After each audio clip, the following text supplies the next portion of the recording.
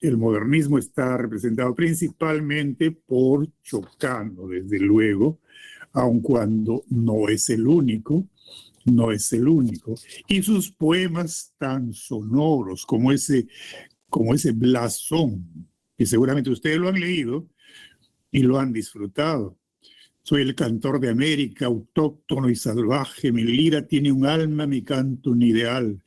Mi verso no se mece colgado de un ramaje con un vaivén pausado de hamaca tropical. Es el primer cuarteto, la primera estrofa del soneto, porque Blasón es un soneto, y finaliza el soneto con la cuarta estrofa, vale decir, el segundo terceto. La sangre es española e incaico el latido, y de no ser poeta quizás yo hubiese sido un blanco aventurero o un indio emperador. Miren, pues, ¿no? Él se reputaba como el mejor de América, de la parte del sur de América, pero además lo manifiesta en su poesía, ¿no? Como en este caso, él no hubiera sido cualquier cosa. De no ser poeta, quizás yo hubiese sido un blanco aventurero o un indio emperador. Y así por el estilo, La Magnolia también, ¿no? Que es otro soneto que canta la belleza, la riqueza de nuestra América, la naturaleza, la riqueza natural. Y hace una comparación con la clásica Grecia.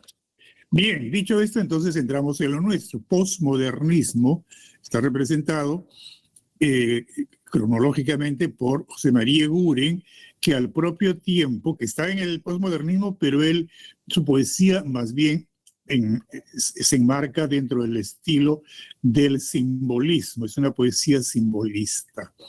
Y Valdelomar, que sí es netamente postmodernista.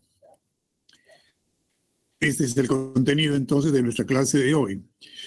José María Eguren, lo que le caracteriza su obra, el libro Simbólicas, y vamos a ver de pasada algunos de sus poemas emblemáticos.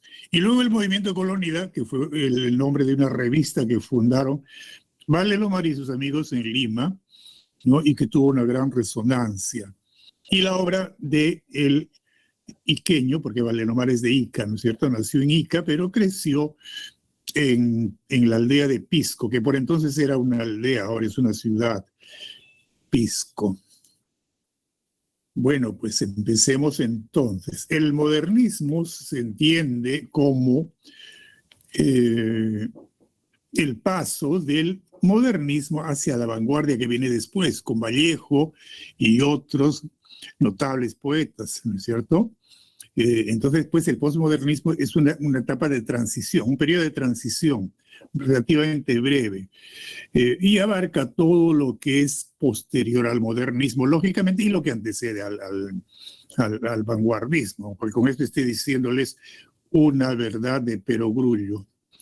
En fin, lo que queremos decir es que los años iniciales coincidiendo con los años iniciales de la Primera Guerra Mundial, que como ustedes recordarán va del 14 al 18, ¿no es cierto? De 1914 a 1918, la poesía peruana, plenamente modernista, ya va mostrando una fatiga, una especie de decadencia, que luego se notará en el posmodernismo precisamente.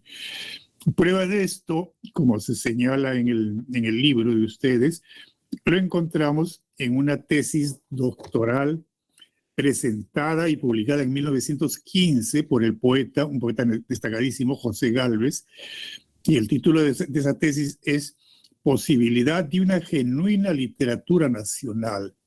En esta tesis, el poeta José Gálvez hace notar desorientación, desencanto, repeticionismo, falta de originalidad, quiebra de las influencias, en este periodo de un modernismo ya fatigante, que no daba para más. Y entonces, eso es lo que da inicio al postmodernismo, como hemos dicho, un periodo corto de transición. Sin embargo, hay poetas muy destacados en este periodo eh, que tiene, lógicamente, en su obra muestran los rasgos, las características del modernismo todavía, pero ya van a la búsqueda de nuevas maneras de decir la obra estética, la obra poética, sobre todo Valdemar, ¿no? Sobre todo, obviamente, sobre todo Valdemar, que es el líder del movimiento. Pero también están los poetas Pablo Abril, Federico More, Juan Parra del Riego, Alberto Hidalgo, Antenor Orrego de Trujillo. Todos los mencionados son limeños, pero también hubo en el grupo algunos provincianos, dos en particular, el Orrego, Antenor Orrego de Trujillo y Percy Gibson de Arequipa, integrantes de ese grupo Colónida con Valdelomar. Eguren no figuraba en este movimiento, pero ellos reparan, se percatan de la importancia de la obra poética de José María Eguren y le dedican uno de los números de Colónida a él como creador, como poeta, y a su obra. Entonces eso contribuyó a que se hiciese conocido. José María Eguren fue un poeta muy discreto. Pero en fin, antes de entrar en Eguren, acá tienen en la diapositiva una manera esquemática de sintetizar lo que acabo de decirles. El modernismo es una etapa de transición entre el modernismo y la vanguardia, el vanguardismo. Busca, ¿qué es lo que caracteriza esencialmente al modernismo? La búsqueda de nuevas formas expresivas, nuevas formas de expresarse el poeta, para superar el modernismo imperante que ya se prolongaba más de la cuenta. Y los más destacados representantes son estos dos, ¿no es cierto? Eguren, limeño, y Abraham Valdelomar, iqueño. Mucho para entender este fenómeno de este periodo de transición, como acabo de decirles, lo aporta el poeta José Gálvez en esta tesis importantísima suya de 1915, Posibilidad de una genuina literatura nacional. En ella, como les he dicho, él argumenta que la literatura presentaba ya al momento desorientación, desencanto, repetición, etcétera. Es decir, ya entraba en crisis o había entrado en crisis el modernismo. Eso entonces a manera de introducción, de preámbulo, de proemio, para adentrarnos ahora en el gran Eguren. Como les dije, él es limeño, vivió entre 1874 y 1942. Estudió en el Colegio de los Jesuitas, pasó un tiempo en la hacienda Chuquitanta, estaba, creo que ya no existe esta hacienda, al sur de Lima, de su familia, donde las visiones de la naturaleza, estoy leyendo en el libro de ustedes, enriquecieron su imaginación artística. Es decir, que ese periodo que pasó no muy prolongado en el campo, le sirvió mucho, le sirvió mucho, digo yo, sobre todo para luego plasmar en su poesía una fiesta de color, de musicalidad, que a lo cual lo inspiró esta belleza de la naturaleza. Bueno, pues Lima era una ciudad muy pequeña y estaba rodeada de extensos campos, ¿no? De haciendas muy interesantes. Luego retorna a la ciudad y vivió en el balneario de Barranco, y Barranco y Chorrillos, y también Miraflores eran balnearios. Había que hacer un viaje para ir de Lima. No, la ciudad no estaba conectada como ahora, pues Lima era una ciudad pequeña y había que viajar a caballo o en carruaje antes del automóvil, pero luego ya aparecerá el automóvil, claro que sí, a finales del 19 ya aparece el automóvil. De todos modos, era un viaje hacia Barranco. Él se instala en Barranco seguramente porque apreciaba la tranquilidad. Si ustedes quieren conocer su casa, está ahí, hay en Barranco, en el lado, yendo de acá hacia el sur, en el lado izquierdo, como yendo a Surco, hay una plaza que se llama San Francisco, por el nombre de una iglesia que hay ahí, Iglesia de San Francisco, Plaza de San Francisco. Ahí en la propia plaza está la casa, tiene una placa, acá vivió José María Eguren. Cuando estén por allá ustedes, en el verano, cuando vayan a la playa, dense un paseo por esta Plaza San Francisco.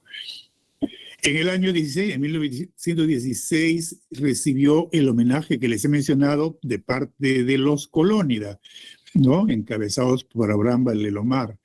Y también hizo lo propio Mariátegui con su revista Amauta, también le dedicó un homenaje. Con estos dos homenajes de Colónida primero y Valdemar, y posteriormente de Mariátegui a través de su revista Amauta, se hizo conocido porque él era un poeta muy discreto, muy discreto.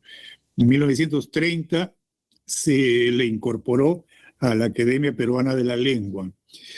En fin, y para finalizar esta referencia a él como persona y a su obra, debemos decir que la crítica actualmente lo considera, después de Vallejo, el más importante poeta de la literatura peruana.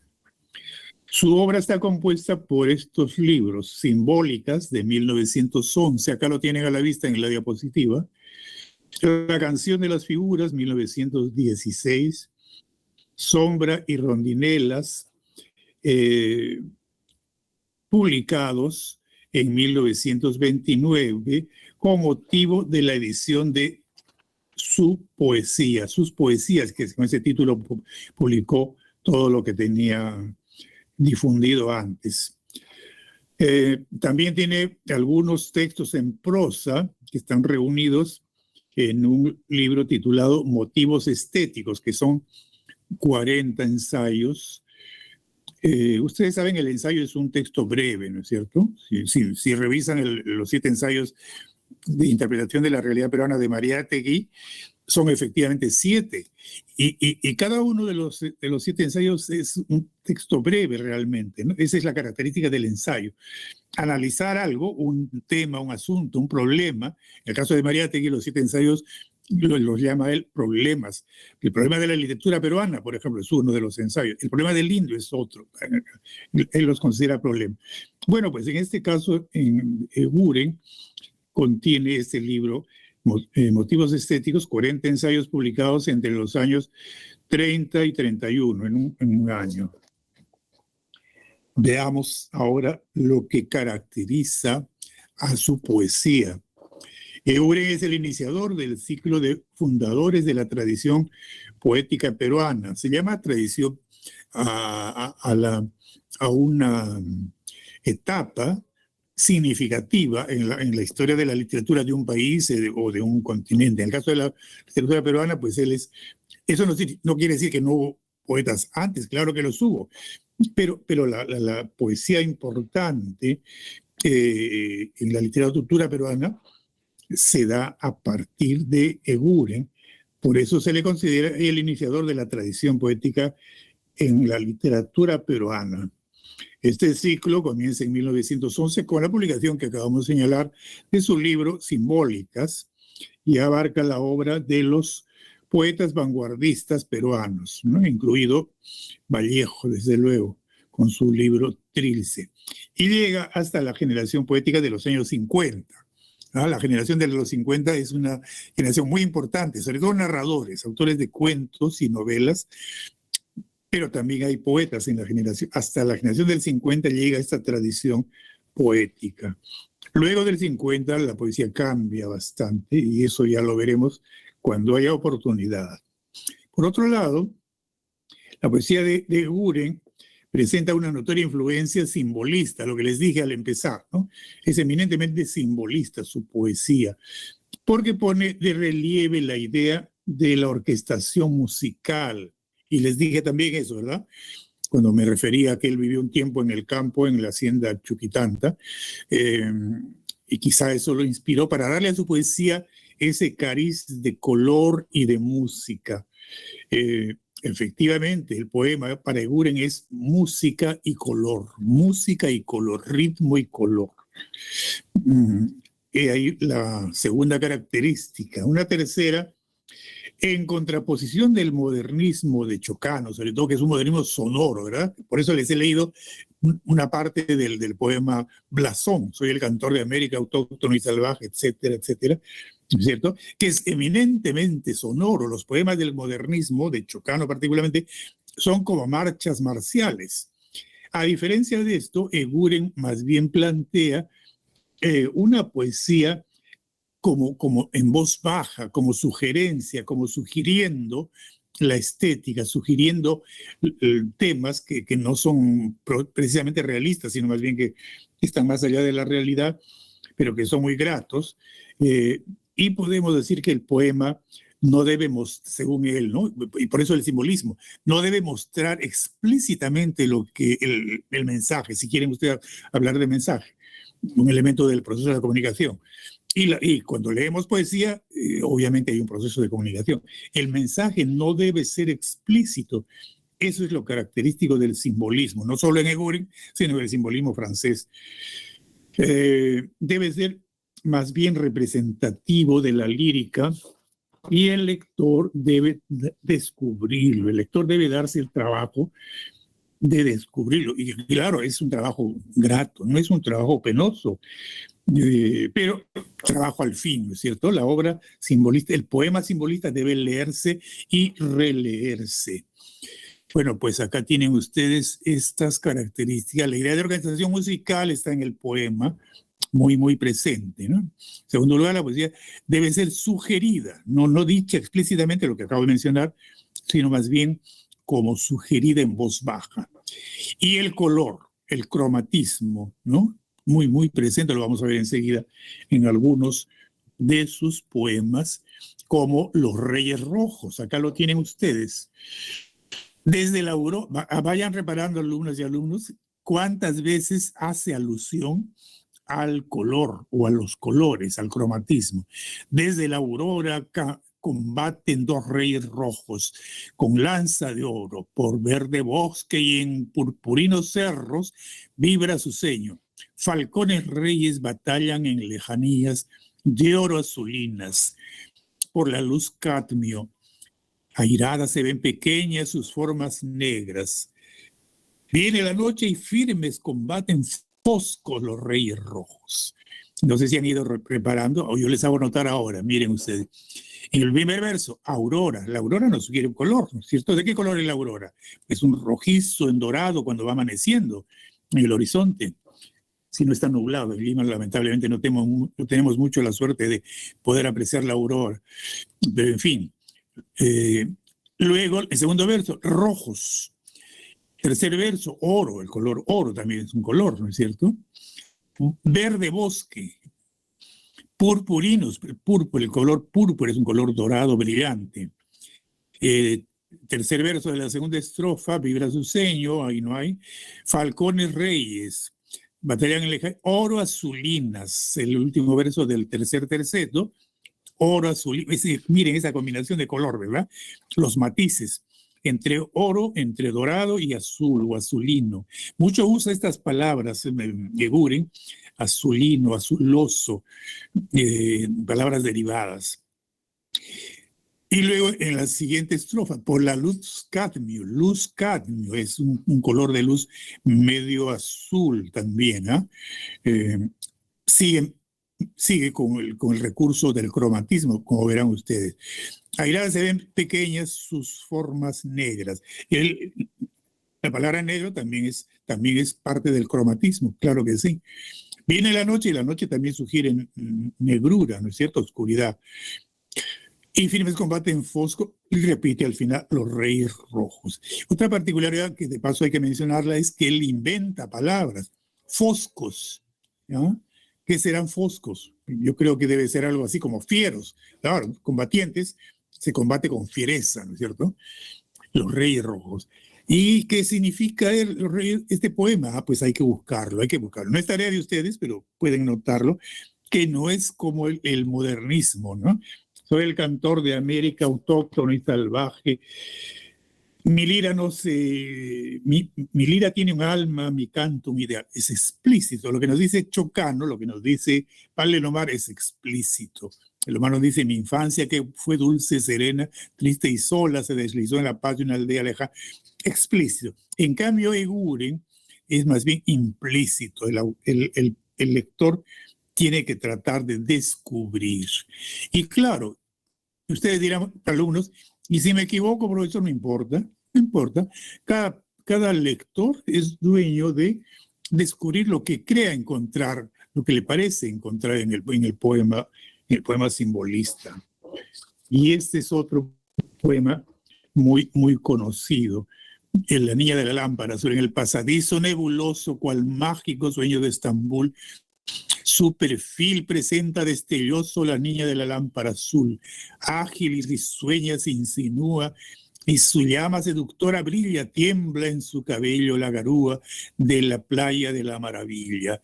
Con voz infantil y melodiosa, con un fresco aroma de abedul, habla de una vida milagrosa, la niña de la lámpara azul. Con cálidos ojos de dulzura y besos de amor matutino me ofrece la bella criatura un mágico y celeste camino de encantaciones en un derroche, hien de leda vaporoso tul, y me guía a través de la noche la niña de la lámpara azul. Muy similar a los Reyes Rojos, ¿verdad? Hay una especie de surrealismo. ¿Qué realidad no está presente acá? Una realidad que está por encima de nuestra realidad inmediata. Esta expresión hien de leda, hendir es penetrar con un puñal, con algo. Y leda debe ser pues suave, vaporosa, como dice ahí, ¿no? Ella va vestida de vaporoso tul y ella también es vaporosa. Un hermoso poema en el que además del cromatismo, que también se habrán dado cuenta que hay también profusión de color, azul, nebuloso, etcétera, pero al mismo tiempo hay una musicalidad, un ritmo que lo habrán notado y por eso lo he leído. Por eso lo he leído, porque casi se puede cantar la poesía de Eguren. Y hay un poema que, además de lo dicho, nos presenta una especie de sentido del humor. Una especie de sentido del humor. No sé, no recuerdo si lo hemos puesto acá. No, pero está en el cuadernillo. En el cuadernillo, el poema El Duque. El Duque es un poema muy simpático. Sí, está en su cuadernillo, pero no sé si está completo. Si lo tienen, por favor, a la vista, sigan la lectura y van a darse cuenta que hay un sentido del humor muy fino, muy especial. Y además es como jugar, ¿no? Los personajes no son personas, son elementos sobre todo de la gastronomía, de la cocina. Hoy se casa el duque nuez. ¿Quién es el duque nuez? La nuez. La nuez. Viene el chantre, viene el juez, y con pendones escarlata, florida cabalgata, a la 1, a las 2, a las 10, que se case el duque primor con la hija de Clavo de Olor. Mire, ¿quién es la novia? La novia es la hija de Clavo de Olor. Allí están con pieles de bisonte los caballos de lobo del monte, y con ceño triunfante, Galo cetrino Rodolfo montante. Y en la capilla está la bella, mas no ha venido el duque tras ella. Los magnates postradores, aduladores, al suelo el penacho inclinan, ¿no? Los señores que van llegando ante la novia que está inquieta porque no llega el duque, el novio, el duque no es. Sigo leyendo. Los corvados, los bisiestos dan sus gestos, sus gestos, sus gestos. Este verso comprende una repetición de la misma frase. Da sus gestos, sus gestos, sus gestos. Y la turba melenuda estornuda, estornuda, estornuda. También acá 3 veces la misma palabra. Estornuda, estornuda, estornuda. Y a los pórticos y a los espacios mira la novia con ardor. Cada vez más inquieta, de luego. Sigo leyendo. Son sus ojos 2 topacios de brillor, y hacen fieros ademanes, nobles rojos como alacranes. Concentrando sus resuellos, grita el más hercúleo de ellos, el más hercúleo, se imagina un señor de esos, no invitado, pero es portachón, el más hercúleo de ellos, ya no se aguanta y grita, ¿quién al gran duque entretiene? Ahí la pregunta, ¿no? ¿Por qué no llega el novio, el gran duque? ¿Quién al gran duque entretiene? Ya el gran cortejo se irrita, pero el duque no viene, se lo ha comido Paquita. Miren el final, se lo ha comido Paquita. Claro, a Paquita le provocó comerse una nuez, y esa nuez era el novio, era el duque nuez. Ahí lo que les dije, ¿no? El sentido del humor. Hay una opinión de Mariátegui que es útil tomarla en cuenta. Él ubicaba a Eguren como perteneciente al periodo cosmopolita de nuestra poesía, es decir, la poesía urbana.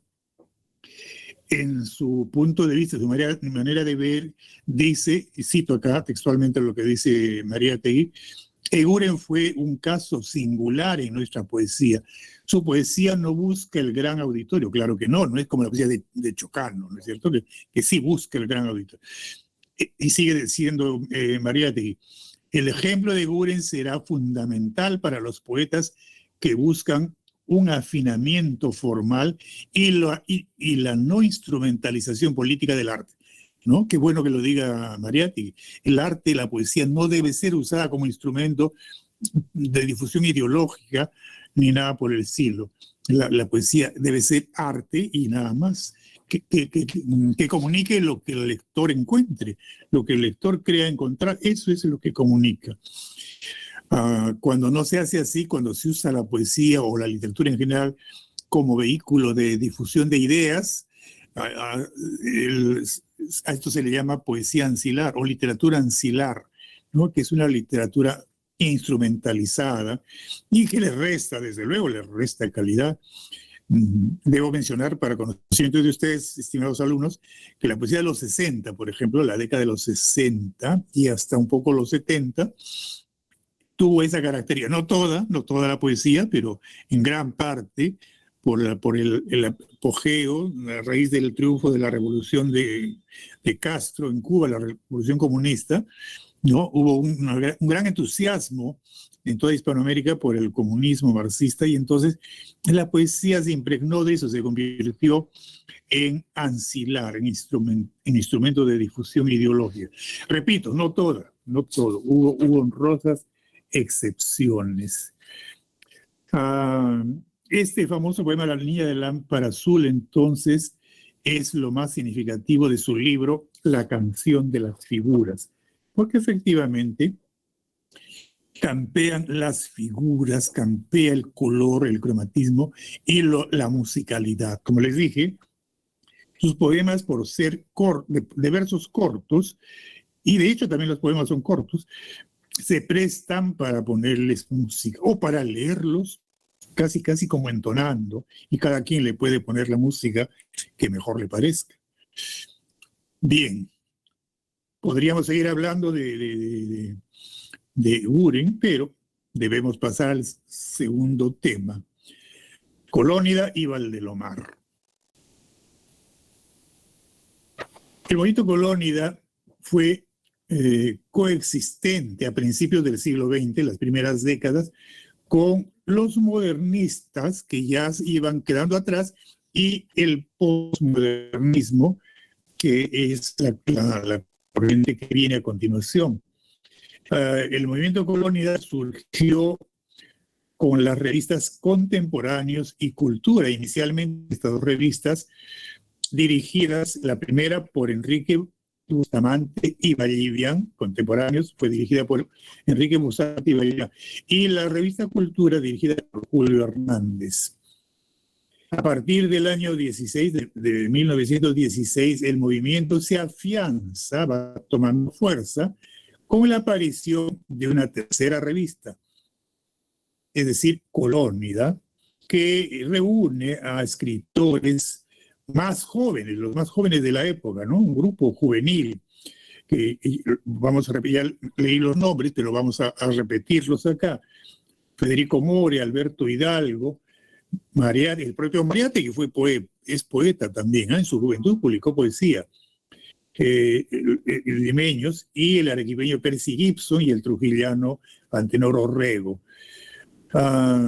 Y desde luego el mayor exponente de este grupo selecto es Valdelomar, ¿no es cierto? Valdelomar, qué duda cabe.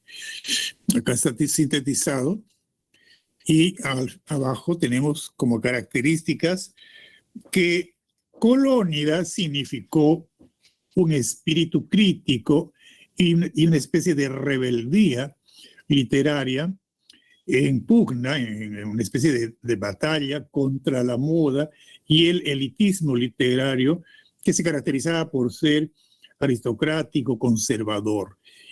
Los colónidas buscan darle más bien independencia, una cierta libertad, hacerla más significativa, más auténtica, hacerla regional. La poesía de Valdelomar es bastante regional, él destaca su pueblo, ¿no? Casi siempre su poesía y sus cuentos, ni qué decirlo, el Caballero Carmelo, nos hablan de su pueblo, de Pisco sobre todo, pero de Ica también. Una segunda característica, que los integrantes son admiradores de la belleza formal de la naturaleza y se sienten deslumbrados por la imagen y el color. Y esta es una característica común con Eguren, ¿verdad? Una característica que comparten con Eguren. En el caso de Valdelomar es bastante natural porque él ha crecido en el campo, junto al mar, junto a los bosques, a la naturaleza, a los valles de Ica. Y entonces es bastante espontáneo en él esa comunión con la naturaleza, ese entusiasmo panteísta. No sé si ustedes recuerdan, panteísmo se llama cuando en el arte hay una especie de culto de la naturaleza, se hace una divinidad de la naturaleza. A eso llamamos panteísmo. Y por otro lado, cultivan la expresión sencilla y tierna. Lo vamos a apreciar enseguida en dos de sus poemas, por lo menos, en Tristitia y en El hermano ausente en la cena de Pascua. La ternura y la sencillez. Y finalmente se pone muy de manifiesto, muy enfatizado, la vida sencilla de los pueblos del interior de las provincias. Bueno, esto es característico de Colónida en general, ¿no es cierto? Pero, claro, principalmente está notorio, está muy presente y muy notorio en la obra de Valdelomar. Valdelomar tuvo una vida corta, desgraciadamente, ¿eh? De no haberse truncado su vida a los 31 años, si no me equivoco, de 1888 a 1919, pues seguramente habríamos tenido uno de los mayores poetas y escritores, porque él publicó por igual, en tan corta vida dejó una abundante obra en poesía, en cuentística, en novelas, 2 novelas cortas, en ensayos, etc. Nació en Ica, como les dije, pero vivió su niñez en Pisco, en la aldea de Pisco, porque allá trabajaba su padre. Su infancia entonces fue rural y muy vinculada al mar y también a la campiña, en las vacaciones, en los veranos, y él cuenta eso por ejemplo, en la obra Hierba Santa, que es un cuento largo, o si quiere una novelita corta. La familia se traslada a la casa de los abuelos a Ica, de Pisco se van a Ica, al Valle Caucato, y ese cuento es prácticamente, o en buena cuenta, un himno de homenaje panteísta, ¿no? A la naturaleza, a la belleza de la naturaleza, los paseos de los niños, los juegos, la felicidad que viven en esa temporada corta de vacaciones en el valle, en el campo. Pero está muy vinculado al mar. El mar es omnipresente en la poesía de Valdelomar.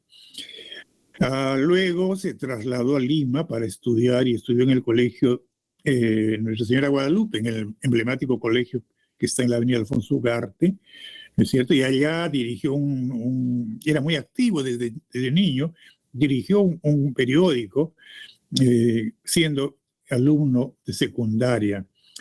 Luego termina la secundaria e ingresa a la Universidad de San Marcos. Y muy pronto entró en política. Cuando se postula a la presidencia don Guillermo Billinghurst, que llegó a ser elegido presidente entre 1912 y 1914, el joven Valdemar participó en la campaña a favor de Billinghurst, y cuando ganó la presidencia este señor lo envió a Italia, ¿no? Y en Italia fue una especie de agregado cultural. Y allá se dedicó a escribir gran parte de su obra. El Caballero Carmelo, por ejemplo, lo escribió estando en Italia y lo envió a un concurso en Lima que lo ganó con este cuento. Pero bueno, desgraciadamente el gobierno de Billinghurst se interrumpió con un golpe de Estado, que gobernó nada más 2 años, y él, Valdemar,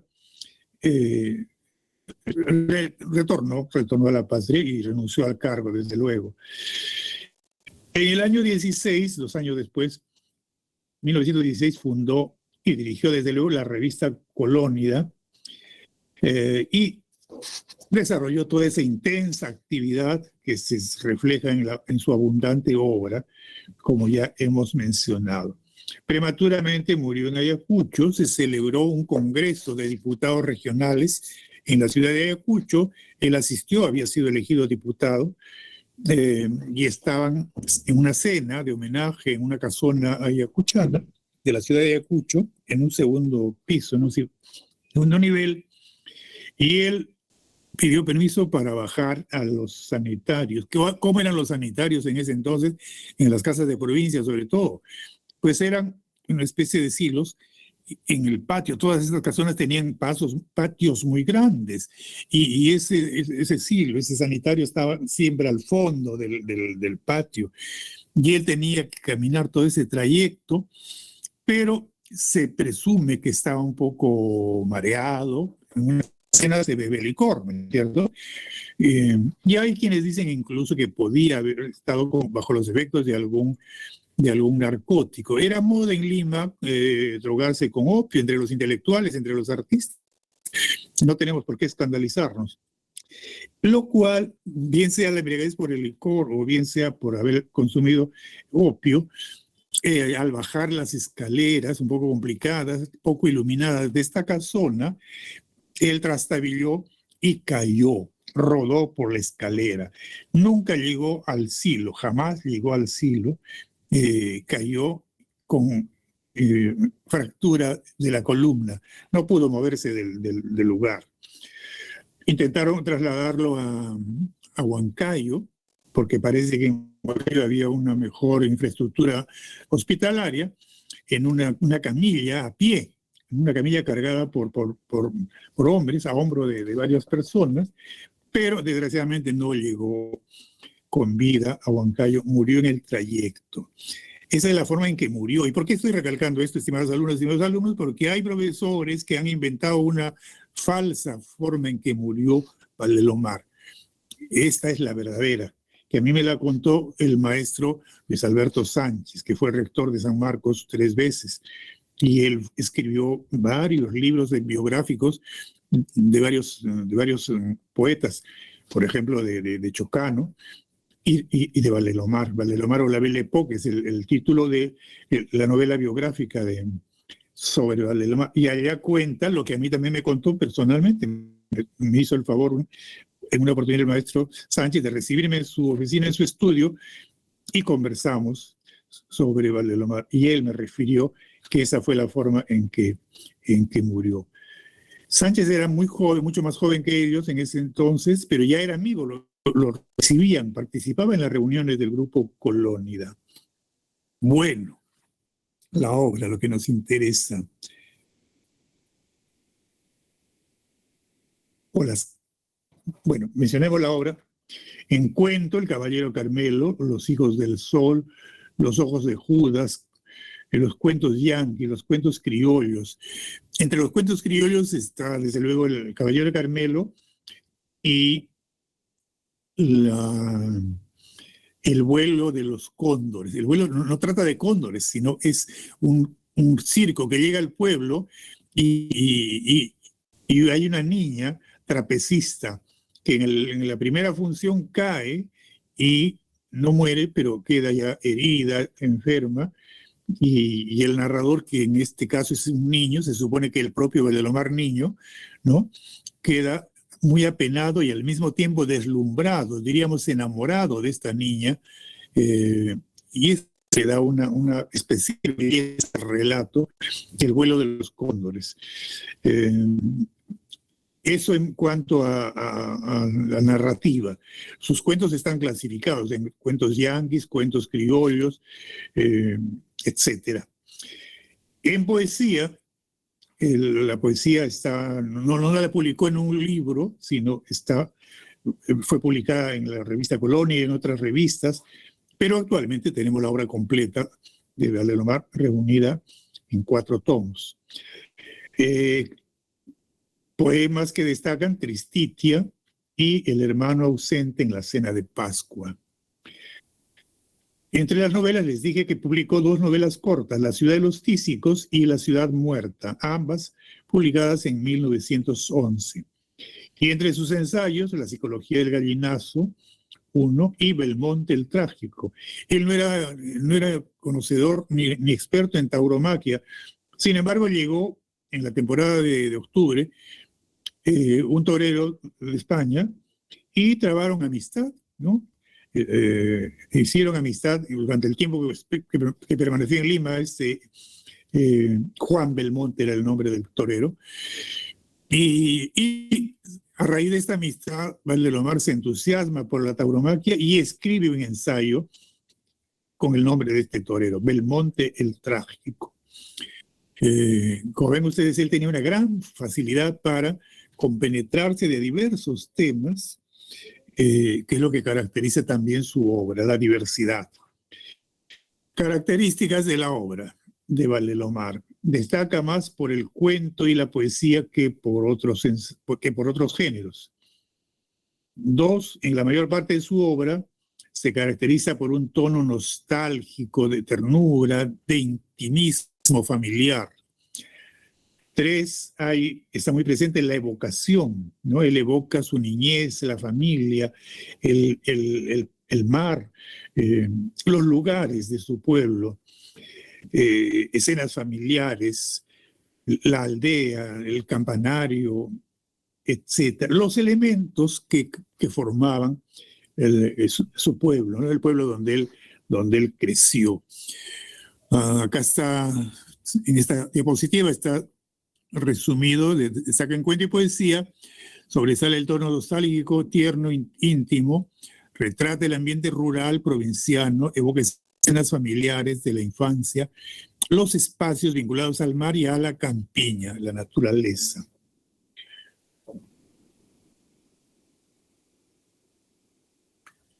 Dicho esto, veamos la obra más importante, porque es la que se ha difundido más, por ejemplo.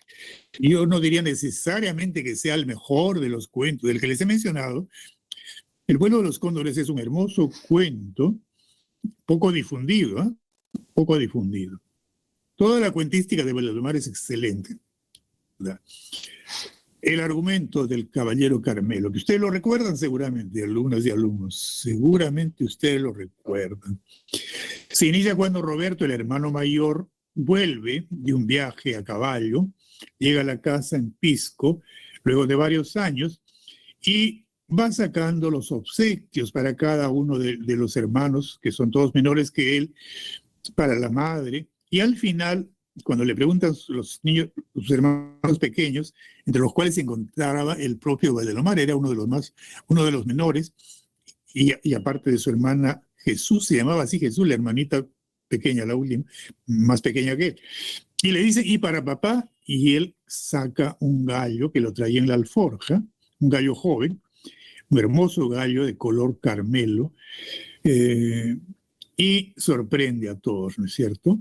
En el relato se evoca con nostalgia escenas familiares y se describe el pueblo de San Andrés, le da motivo al autor por medio del narrador, para describir el pueblo de San Andrés, que está cerca a Pisco, el pueblo de Pisco, y cómo criaron al gallo los niños como una mascota. Se constituía una parte un miembro más de la familia. Y una tarde ocurrió que después del almuerzo el papá les trae una noticia. ¿Cuál es la noticia? Que ha aceptado una apuesta para el 28 de julio. En los pueblos se acostumbraba, y creo que hasta ahora se acostumbra, las peleas de gallos.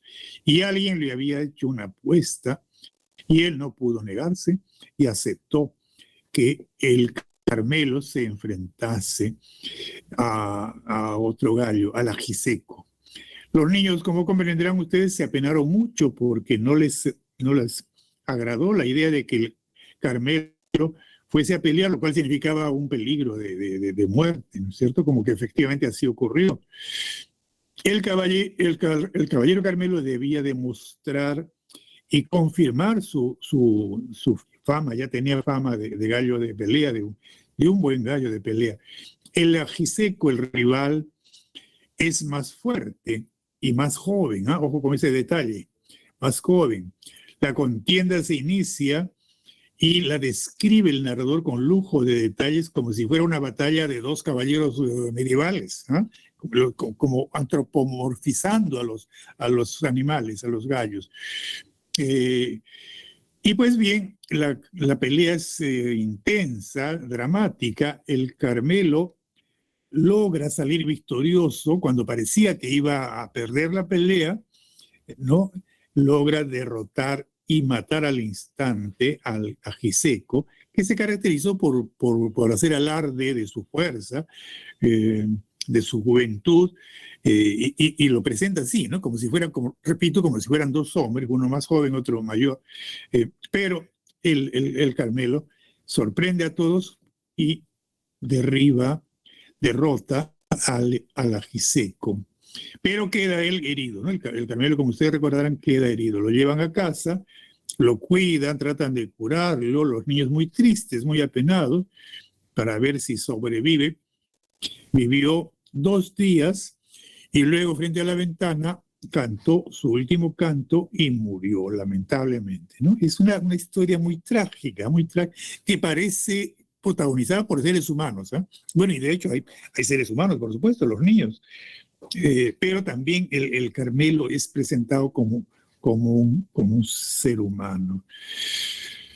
El tema, desde luego, es la historia y la hazaña del Carmelo, del caballero Carmelo, y otros temas, la vida aldeana, la vida de las aldeas, de los pueblos, el hogar, el heroísmo y la muerte también, ¿no? Son temas importantes. Como se les ha puesto acá, el uso del lenguaje es refinado y evocador, y además es un lenguaje bastante intenso, por momentos bastante dramático. Conjuga la memoria, la narración, la anécdota, la descripción y el dramatismo, agrego yo. El sentido trágico se evidencia en la relación entre el destino del gallo y su familiaridad con la vida cotidiana del narrador, de la familia. Como les dije, había entrado a formar parte de la familia.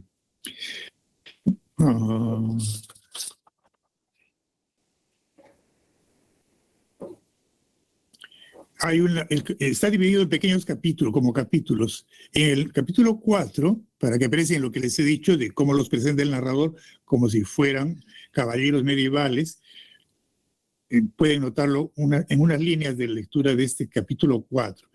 Esbelto, magro, musculoso y austero. Su afilada cabeza roja era la de un hidalgo altivo. ¿Se dan cuenta? Lo describe como un caballero. Era la de un hidalgo altivo, caballeroso, justiciero y prudente. Agallas bermejas, delgada cresta de encendida color, ojos vivos y redondos, mirada fiera y perdonadora.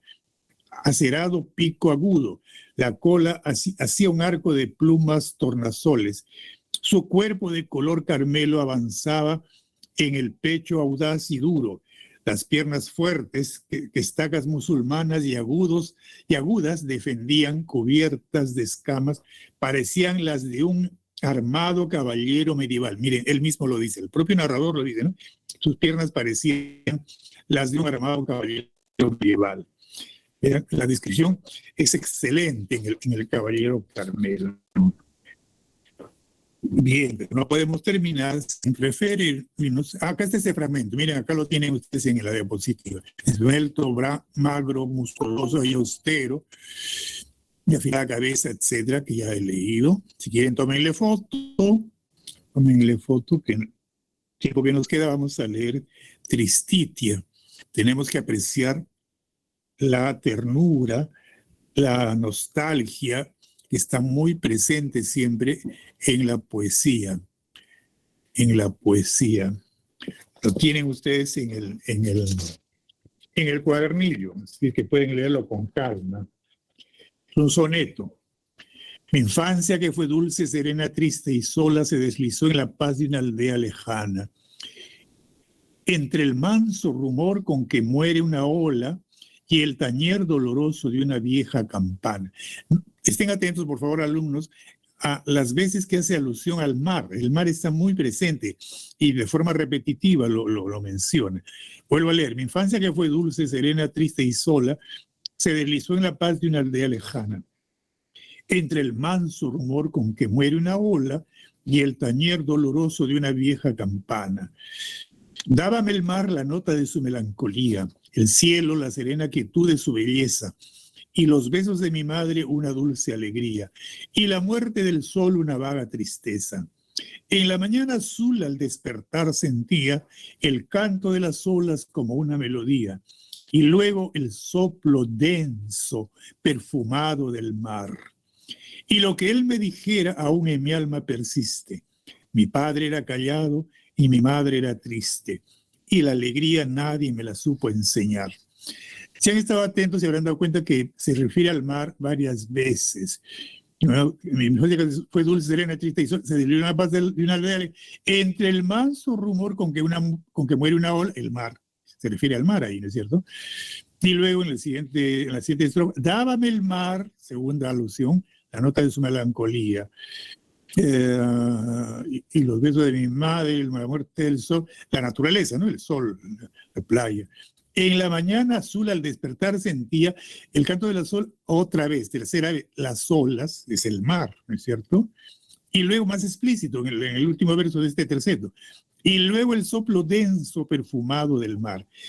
Y última estrofa, último terceto, ¿qué dice? El primer verso, y lo que él me dijera, aún en mi alma persiste. ¿Quién es él? El pronombre él es el mar, porque lo ha mencionado antes, por lo tanto se refiere al mar. El último verso de la estrofa anterior dice, y luego el soplo denso perfumado del mar, punto, no hay punto, coma, y viene la siguiente estrofa, y lo que él me dijera, o sea, el mar, pues, ¿no? 4 o 5 veces alude al mar en Tristitia, en este bello poema. Muy bien, eso es todo. Lean El hermano ausente en la cena de Pascua, que también es de lo más simpático, de lo más bello. Los versos son más largos. En El hermano ausente en la cena de Pascua, los versos son alejandrinos, vale decir, de 14 versos. Perdón, de 14 sílabas cada uno.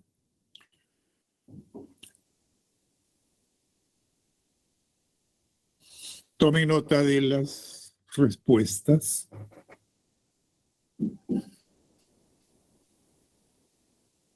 1C, 2A, 3D de Dante, 4B de bondad, 5A, 6D de Dante, 7C, 8B de bondad, 9D de Dante, 10A.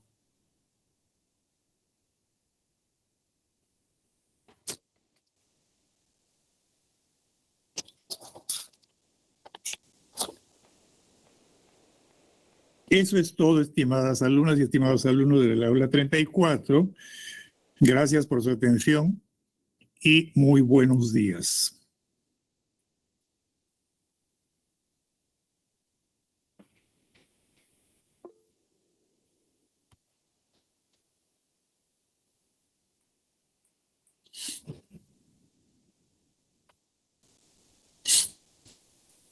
Ya, hasta luego, igualmente, hasta luego. Hasta pronto. Gracias, profe. A ustedes. Chao, chicos.